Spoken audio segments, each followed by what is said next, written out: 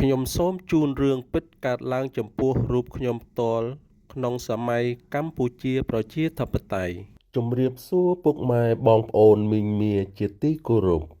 ថ្ងៃនេះពួកយើងបានចេញដំណើរពីភូមិត្រពាំងចងខេត្តពោធិ៍សាត់ឆ្ពោះទៅទួលអង្កាញ់ឥឡូវនេះពួកយើងបានមកដល់ទួលអង្កាញ់ហើយកំពុងតែសូមអនុញ្ញាតពីនាយកសាលានៅទួលអង្កាញ់នេះដើម្បីដើរជុំវិញបរិវេណទួលអង្កាញ់នេះនៅលើទួលអង្កាញ់នេះកាលជំនាន់ពលពតគឺកន្លែងកប់សពតែប៉ុណ្ណោះតែនៅបច្ចុប្បន្ននេះជប៉ុនបានសាងសង់សាលារៀននៅលើទួលអង្កាញ់នេះទីកន្លែងនេះហើយដែលធ្វើឲ្យខ្ញុំចងចាំមិនអាចបំភ្លេចអស់មួយជីវិតកាលឆ្នាំ1976ពួកខ្មែរក្រហមបានចាប់ខ្ញុំមកសួរចម្លើយហើយបំណងរបស់គេចង់សម្លាប់ខ្ញុំនៅទីកន្លែងនេះកាលនោះខ្ញុំនៅវ័យកុមារអាយុ11ឆ្នាំខ្ញុំបាទឈ្មោះអាលីអេសាសូមមកអត្ថាធិប្បាយរឿងរ៉ាវដែលកើតឡើងមកចំពោះខ្លួនខ្ញុំផ្ទាល់ខ្ទមម្ដាយខ្ញុំនៅក្រោយចំការអំពៅមិនឆ្ងាយប៉ុន្មានពីទួលអង្កាញ់នៅជុំវិញចំការអំពៅនោះគេយកស្លឹកអំពៅធ្វើជារបងជុំវិញមានថ្ងៃមួយអង្គការបានចាត់តាំងឲ្យរើរុះស្លឹកអំពៅនោះទៅដុតចោលក្រោយពីពួកគេបានរុះរើស្លឹកអំពៅនោះយកទៅដុតចោលពួកគេក៏បានជួបប្រទះរបស់របរដ៏ច្រើននៅក្រោមស្លឹកអំពៅនោះដូចជាចង្កៃដូងរោមមាន់អង្កាមលាក់និងលាក់ហើយពួកគេក៏បានសង្ស័យមកចំពោះរូបខ្ញុំដោយគ្មានការស៊ើបអង្កេតឬក៏តាមដានឲ្យបានច្បាស់លាស់ឡើយ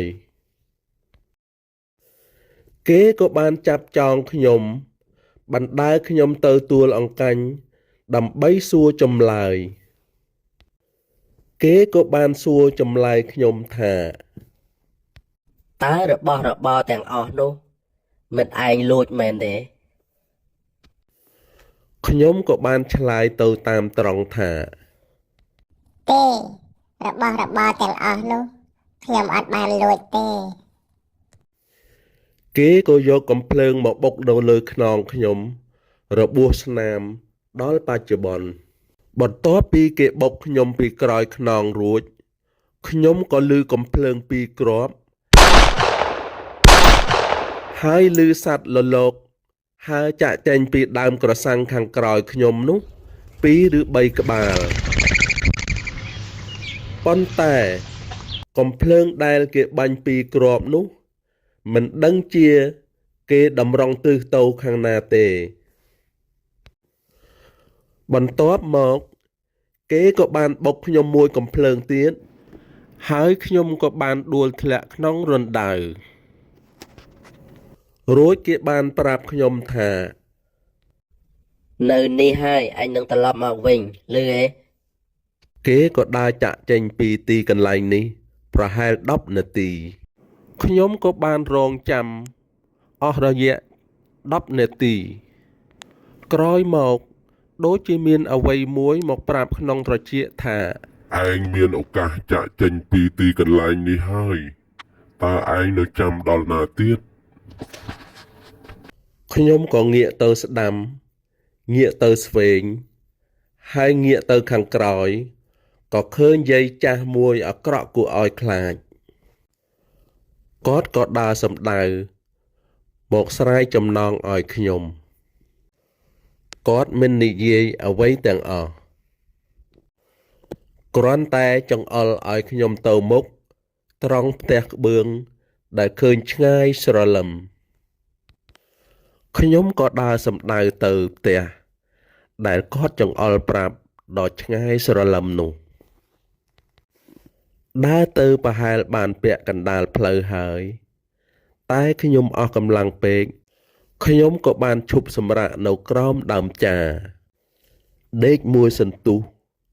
ក៏ក្រោកឡើងមកថ្ងៃរសៀលក៏ចេញដំណើរបន្តពេលនោះក៏ខ្ញុំបានទៅដល់គោលដៅខ្ញុំក៏អង្គុយនៅក្រៅរបងហើយលួចមើលទៅខាងក្នុងរបងពេលនោះក៏ខ្ញុំបានឃើញកុមារីម្នាក់កំពុងតែធ្វើបបរហើយខ្ញុំក៏បានសម្លឹងមើលទៅទៀតឃើញយាយម្នាក់ទៀតនៅខាងក្រោយកំពុងតែហាន់បន្លែស្លខ្ញុំក៏សម្រេចចិត្តចូលទៅសុំគេនៅតែគួរឲ្យសំណាងកុមារីដែលកំពុងធ្វើបបរនោះគឺត្រូវជាដូនមួយនឹងខ្ញុំម្យ៉ាងទៀតគាត់អ្នកមានមុខមាត់គាត់ជាអ្នកមូលដ្ឋានគេក៏អនុញ្ញាតឲ្យខ្ញុំរស់នៅបណ្ដុលកុមារកំព្រានេះអស់រយៈពេល1ឆ្នាំក្រោយពី1ឆ្នាំកន្លងមកខ្ញុំនឹកម្ដាយពេកក៏លួចមកសួរសុខទុក្ខម្ដាយនៅឯខ្ទមក្រោយចំការអំពៅនេះមកដល់ខ្ទមឃើញម្ដាយកំពុងតែដេកឈឺនៅកន្ទេលកំរើកមិនរួចខ្ញុំក៏ស្ទុះទៅអបម្ដាយ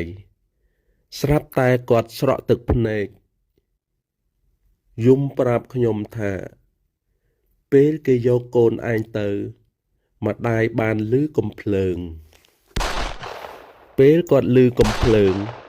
គាត់ស្មានតែខ្ញុំស្លាប់ហើយគាត់ចាប់ផ្ដើមឈឺតាំងពីនឹងមកខ្ញុំបានជួបគាត់រយៈពេលយ៉ាងខ្លីខ្ញុំក៏ចាក់ចេញទៅវិញខ្លាចពួកវាតាមដានមិនយូរប៉ុន្មានក្រោយពីខ្ញុំចាក់ចេញទៅបងប្រុសខ្ញុំឲ្យដំណឹងថាគាត់ស្លាប់ហើយគាត់ក៏បានចាត់ចែងយកម្ដាយទៅកប់នៅទួលអង្កាញ់នេះដែរសូមអរគុណពុកម៉ែបងប្អូនមីងមាដែលបានតាមដានរឿងនេះរហូតដល់ចប់សូមជម្រាបលាខ្ញុំសូមស្រែកច្រៀងចំរៀងកំសត់រស់នៅ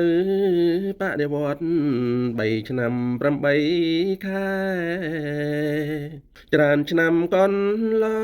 ងចងចាំមិនភ្លេចទេប្រជាជនខ្មែរលំបាកវេទនា